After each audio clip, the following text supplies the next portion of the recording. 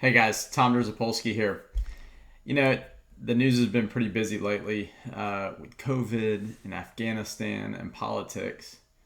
But did you know that it's been a few weeks since the nation of Haiti suffered terribly devastating earthquakes, followed up by a tropical storm and flooding? And Haiti, as many of you know, is not exactly the wealthiest nation on earth. The people who generally live with a certain degree of suffering have been pushed yet again into another tragic state. And it's all but gone on the news. Our news cycles are so fast that they are basically forgotten.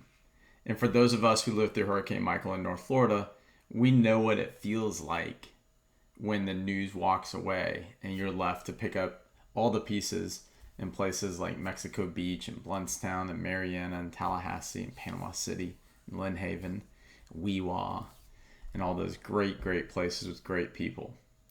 I reached out to a local pastor here in Tallahassee that runs a Haitian church. He speaks French and Creole and English, and he grew up in Haiti and lived there until he was 28 years old.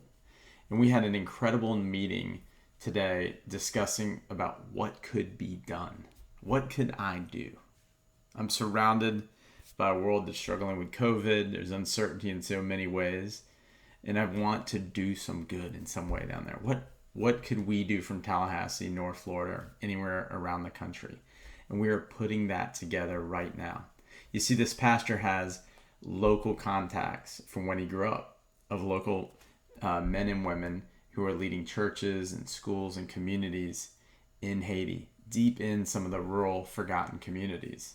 So much like the work we did in Bluntstown, Florida, and across North Florida with thousands and thousands of people who showed up, we're able to develop a relief mechanism to provide some food and comfort as these people recover right into the country, right into the community, right into the families, skipping bureaucracy, skipping government, skipping everything that's in the way and slows things down. So I would just ask you to carefully consider if, a small donation of money, perhaps a list we're going to produce of needed items is something you might be able to participate in, or your company. I want to make sure that the people of Haiti know they're not forgotten, and that the people of Tallahassee and North Florida know them. We know their names, we know their faces, and that there is hope, and that they can wake up each day and keep working and building, knowing that we here are thinking of them and we're putting that into action with our words.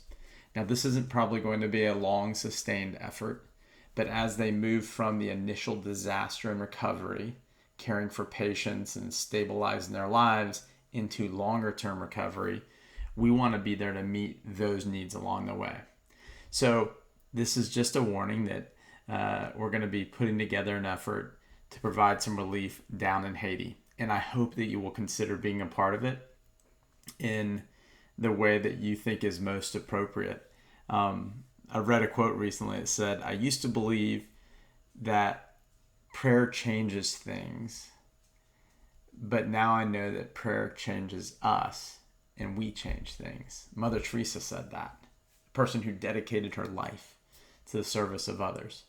And we too, the people of Haiti, are praying for help, right? And I'd ask you to carefully and prayerfully, or however you do choose to do it, consider what an appropriate contribution might be. But I know you need information, more information, and I'll get that together. And we're going to provide, just as we did after Hurricane Michael, a great deal of accountability and oversight. The nation of Haiti struggles and suffers with a great deal of corruption. And so I too have some anxiety about writing a check and send it off into the abyss and just hoping it helps somebody. But when we have a local leader leading a Haitian church, coupled by local volunteers who are going to go down there and get these resources into the hands of people, that's something that you could feel good about and count on. So thanks for watching this. Thanks for sharing this. And I hope you have a great night. And I hope everyone is happy, safe, and healthy. Thanks.